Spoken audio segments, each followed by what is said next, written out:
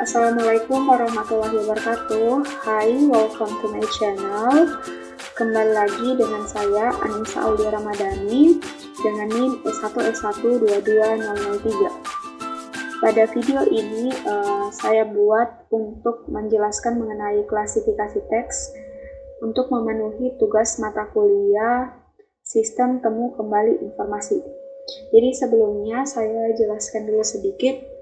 Jadi klasifikasi teks itu merupakan proses mengelompokkan suatu dokumen atau kalimat ke dalam kategori tertentu berdasarkan kontennya.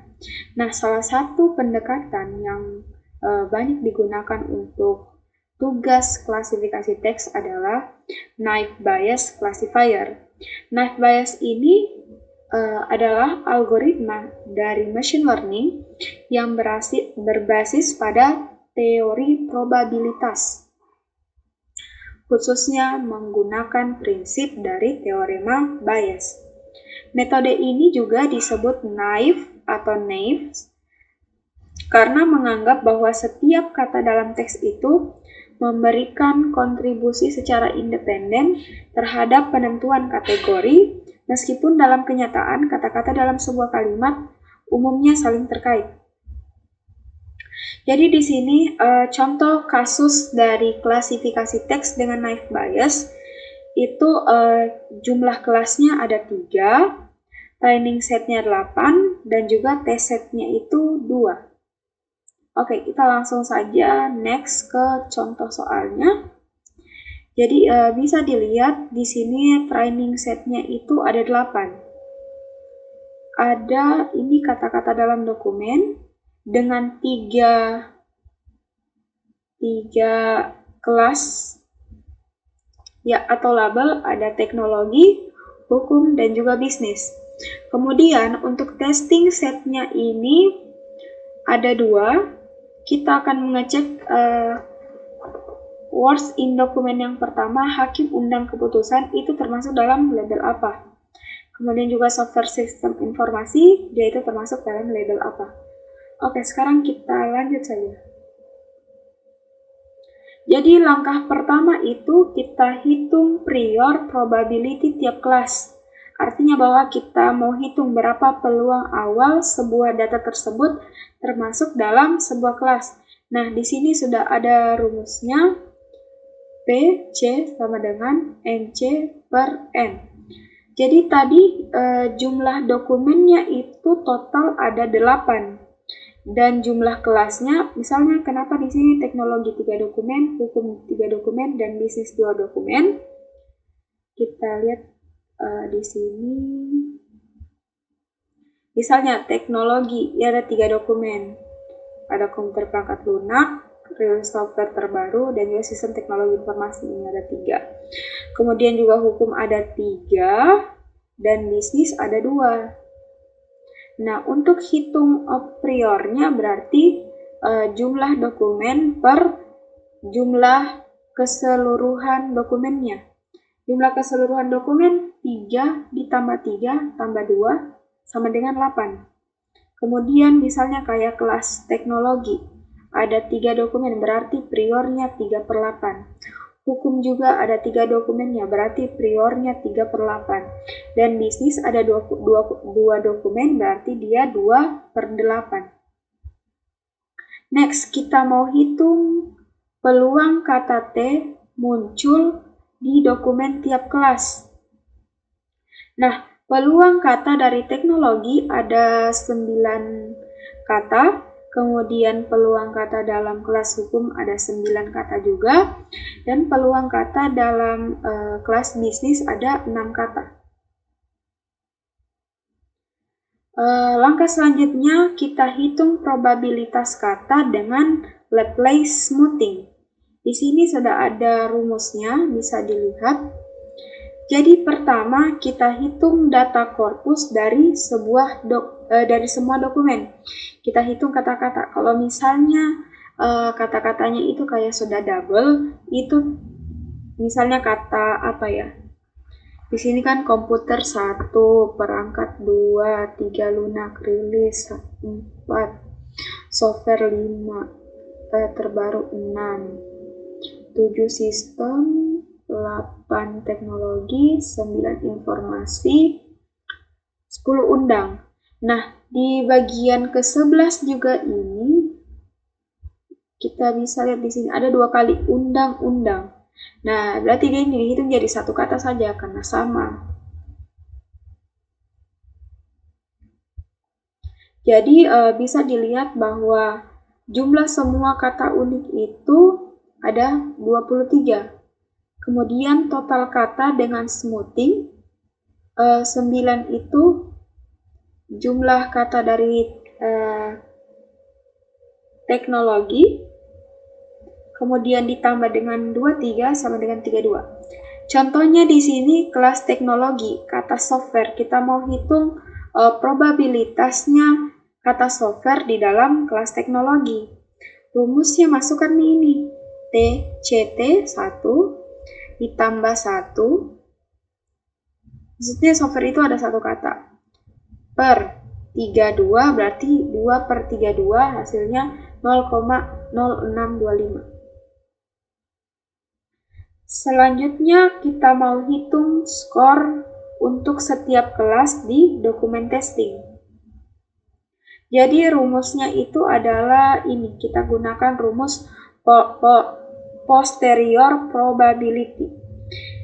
CMAP itu sama dengan argmax PC, kemudian hasil kali produk dari semua likelihood. Jadi CMAP itu adalah kelas yang paling mungkin atau maksimum a posterior class. Kemudian argmax kita mencari kelas C dari semua kelas C yang memaksimalkan nilai berikutnya. P-topi C estimasi prior probability dari kelas C. Kemudian ini hasil kali produk dari semua likelihood kata TK yang ada dalam dokumen D diberikan kelas C. Nah, sekarang kita hitung posterior untuk tes uji.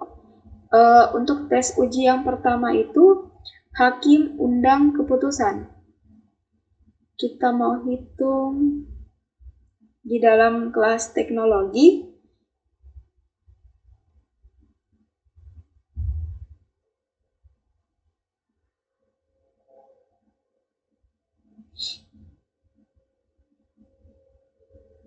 Nah, di sini bisa dilihat, kita substitusi nilai-nilainya.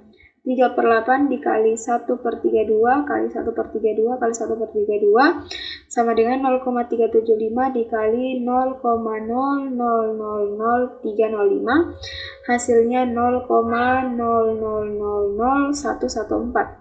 Kemudian di dalam kelas hukum, hakim undang keputusan. Nah, di sini juga didapatkan